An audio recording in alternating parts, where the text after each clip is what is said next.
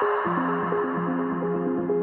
de vous retrouver sur ce plateau télé animé par SD Magazine sur Millipol en direct du salon pour cette séquence qui va être dédiée à la protection des infrastructures maritimes et notamment des câbles sous-marins dont on sait qu'ils sont la base mais aussi la condition de nos communications dans nos vies de plus en plus connectées, non seulement de nos usages privés mais aussi de toute une série pratiquement l'intégralité de l'activité ou des activités économiques qui sont donc une infrastructure sensible et essentielle à bien des égards. Et on va en discuter aujourd'hui avec Jean-Luc Villemain. Merci beaucoup de nous avoir rejoints. Vous êtes conseiller technique de la directrice générale d'Orange et on va aborder ensemble la question de la protection des infrastructures maritimes et notamment des câbles sous-marins. Alors la première chose, comme on l'a évoqué rapidement, c'est que les câbles aujourd'hui sont au cœur d'enjeux géopolitiques majeurs. Comment vous, de votre côté, vous adressez ces enjeux ? Oui, alors bonjour. Alors, ce que je voudrais souligner dans un premier temps, c'est pourquoi ces câbles, pourquoi ces infrastructures sont en fait aujourd'hui considérées comme une infrastructure majeure et d'enjeu de souveraineté. Bien, la problématique principale, elle est liée au fait que la plupart des données, donc les informations qui concernent les entreprises, qui concernent les particuliers, qui concernent l'ensemble de notre économie, eh bien, ces données auxquelles nous accédons tous les jours à travers nos applications personnelles, mais également à travers des systèmes informatiques, eh bien, ces données ne sont pas stockées, elles ne sont pas détenues sur le territoire européen. Pour la plus grande partie d'entre eux, elles sont stockées aux États-Unis. Et donc, dès lors qu'on a besoin d'accéder à des données qui sont situées de l'autre côté d'un océan, eh bien, le moyen privilégié pour y accéder, eh bien, ce sont les câbles sous-marins. Et donc, si ces câbles sous-marins venaient à faire défaut, soit en raison bien de panne, soit en raison d'atteinte volontaire à leur intégrité, eh bien, c'est toute notre économie qui s'arrêterait.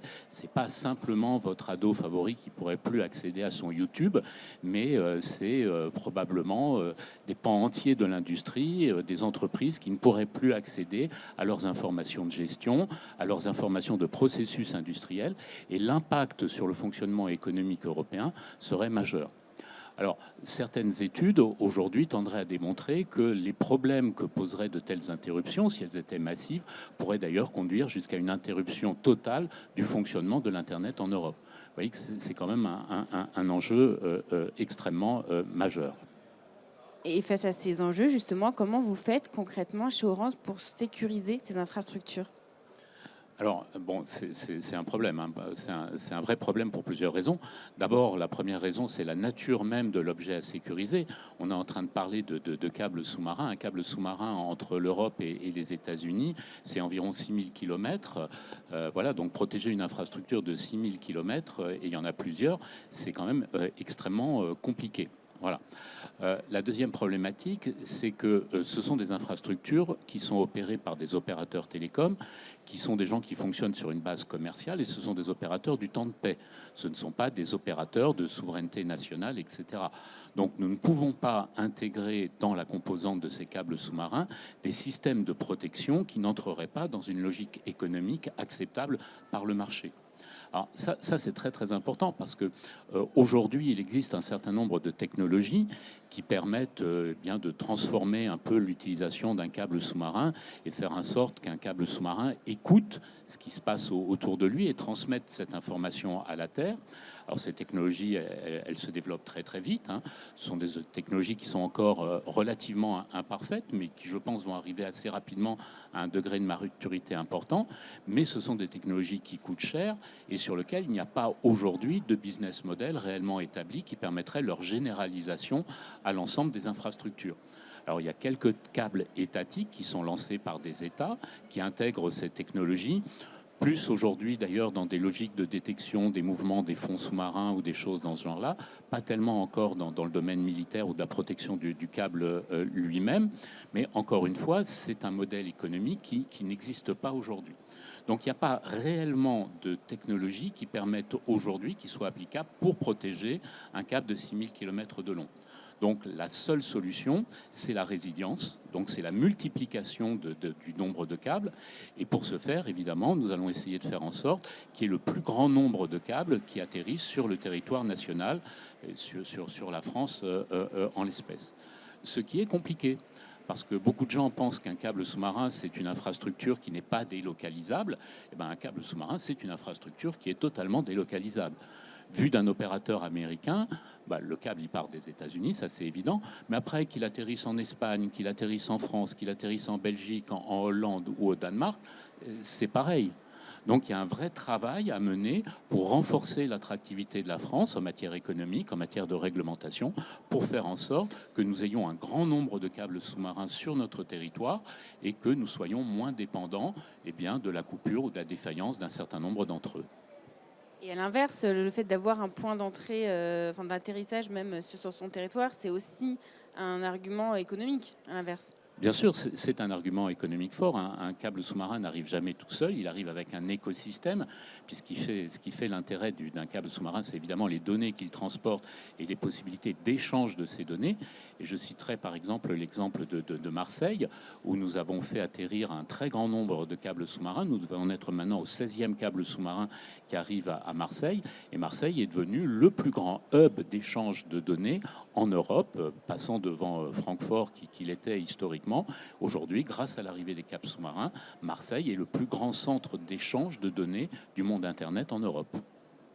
On imagine bien les répercussions effectivement que ça peut avoir en termes économiques, mais aussi technologiques et puis politiques, bien évidemment. Alors justement, sur cette question de l'échange des données qui finalement est au cœur et à la base des câbles et des infrastructures sous-marines. Il y a un nouveau câble qui va être mis en service qui s'appelle joliment Amitié, qui va relier notamment les États-Unis, la France et le Royaume-Uni. L'idée, c'était de fluidifier et aussi de sécuriser les échanges de données et les communications entre ces trois pays. En quoi, justement, ce nouveau câble va permettre d'atteindre ces objectifs de sécurité ? Alors, Amitié est un câble de toute dernière génération, parce que dans les câbles, il y a des générations qui font appel à des technologies différentes. Les câbles de toute dernière génération ont des capacités de transport de données qui sont absolument considérables. On n'est plus dans le mégabit, on n'est plus dans le gigabit, on n'est plus dans le terabit, on est dans ce qu'on appelle le pétabit, c'est-à-dire un très très grand nombre de données. Et nous avions déjà un câble de cette génération en France qui s'appelle Dunan. Voilà. Et pour arriver à assurer une résilience entre ce câble qui a une très grosse capacité de transmission de données, il fallait un câble de la même génération qui ait une capacité de transport du même ordre que celui existant. Et avec Dunan d'un côté et Amitié de l'autre, nous avons un système redondant de dernière génération qui est entièrement basé sur le territoire français.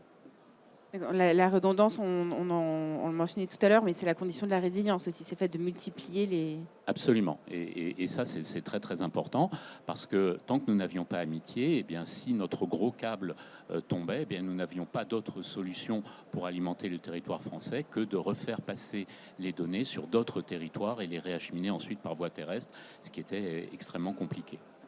Alors, on mentionnait le fait vous disiez justement le fait si un des deux câbles, si Dunan lâchait par exemple, quelles sont aujourd'hui les principales menaces, ou en tout cas les craintes qu'on peut avoir à l'encontre des câbles sous-marins? Est-ce que c'est des incidents effectivement techniques, une défaillance, un câble qui se casse? J'imagine que c'est pas si facile que ça, c'est pas une petite cordelette, mais est-ce qu'il y a d'autres menaces en fait? Quelles sont que doit-on craindre aujourd'hui sur les câbles? Alors d'abord, vous dites un câble, c'est pas une petite cordelette. Un câble sous-marin, c'est pas très très épais. C'est vrai que quand je parle de câble sous-marin, la plupart des gens imaginent quelque chose qui est un peu du ressort du gros tuyau du pipeline. Un câble sous-marin, au fond, c'est 1,4 cm de diamètre. Donc on est en train de parler d'un tuyau d'arrosage qui est posé au fond de la mer. Donc c'est pas si gros que ça.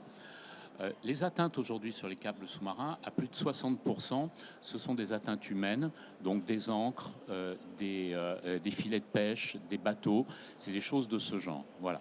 Après, pour les 40% restants, une très grande partie est liée au mouvement tellurique sous-marin. Hein, c'est très très actif le fond sous-marin, on ne le voit pas hein, évidemment parce que c'est sous l'eau, mais c'est très très actif, il y a très souvent des mouvements de plaques tectoniques, il peut y avoir aussi des canyons qui se créent, des éboulements dans des canyons, etc. Et donc ça, ce sont des sources aussi importantes d'atteinte aux câbles sous-marins. Puis effectivement, il peut y avoir des aspects purement technologiques, puisque les câbles sous-marins, ce n'est pas qu'un équipement passif, hein, il y a de l'électronique qui est embarquée à intervalles réguliers sur un câble, et cette électronique peut également tomber en panne. C'est rare, mais ça peut arriver. Nous n'avons pas aujourd'hui, en temps de paix, je dis bien en temps de paix, de preuves d'attaque de câbles sous-marins par une puissance quelle qu'elle soit. Nous n'avons pas eu l'équivalent de ce qui s'est passé sur Nord Stream 1 ou 2 sur des câbles sous-marins où il ait pu être démontré que c'était bien le résultat d'une volonté hostile et d'actes délibérés. Ça ne veut pas dire que ça n'arrivera pas, mais nous n'en avons pas eu actuellement, encore une fois, en temps de paix. Mais effectivement, d'où la difficulté de sécuriser ces infrastructures qui sont soumises à des mouvements naturels presque sur lesquels on a assez peu de prise. Comment est-ce que vous travaillez peut-être avec l'écosystème de la recherche et de l'innovation pour essayer de mieux comprendre et de mieux anticiper peut-être ces phénomènes ? Eh bien, effectivement, alors, ce qu'il faut savoir, c'est que lorsqu'on pose un câble sous-marin, il n'est pas posé au hasard. Hein. On ne prend pas un bateau et puis on dit hop, on y va, et puis on pose le câble au fond de l'eau. Hein.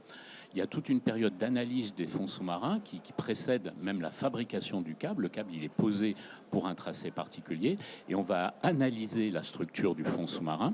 On va regarder effectivement si cette partie du fond sous-marin sur lequel on va poser le câble est susceptible d'avoir une activité tellurique importante.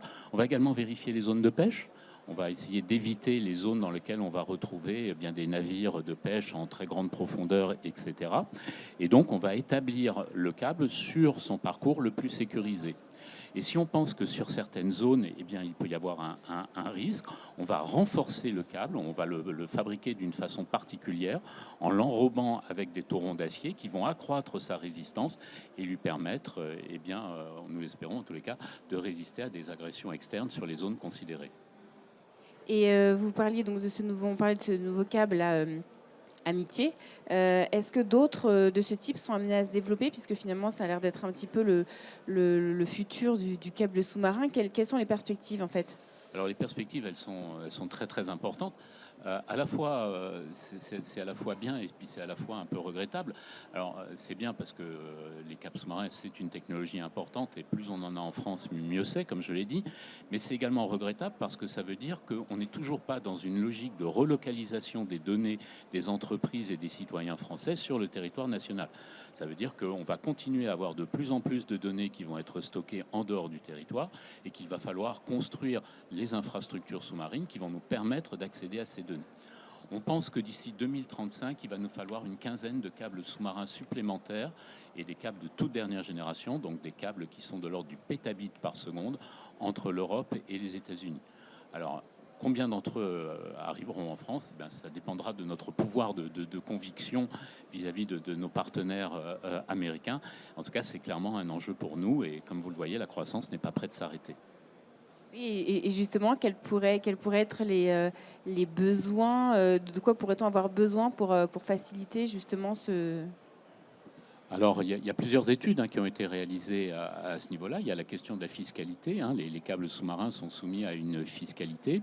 Il y a certains pays européens qui subventionnent l'arrivée de câbles sous-marins sur leur territoire. En France, quand un câble sous-marin arrive sur un territoire, il est taxé. Voilà. Bon, c'est pas un point très très positif vu d'un investisseur américain. La problématique de la réglementation aussi est très très complexe en France. La plupart de nos côtes aujourd'hui sont classées et donc pour faire atterrir un câble sous-marin, il faut des processus d'enquête administrative qui sont très très longs, qui sont de l'ordre de 2 à 3 ans. Il faut 2 à 3 ans entre le moment où on décide qu'on va faire atterrir un câble quelque part et le moment où on a l'autorisation de le faire. Donc tout ça, ce sont des freins, effectivement, et tout ce qui peut concourir à les lever va dans la bonne direction. Parfait. Écoutez, merci beaucoup. Je crois qu'on va s'arrêter sur cette note positive. Des efforts sont faits donc dans cette direction. Et puis on attend de voir le futur de l'atterrissage des câbles sous-marins en France ou en tout cas en Europe. Merci beaucoup Jean-Luc Gillemain d'avoir été avec nous pour cette séquence. Et bien sûr, nos séquences continuent sur le plateau TV de Millipol. Merci.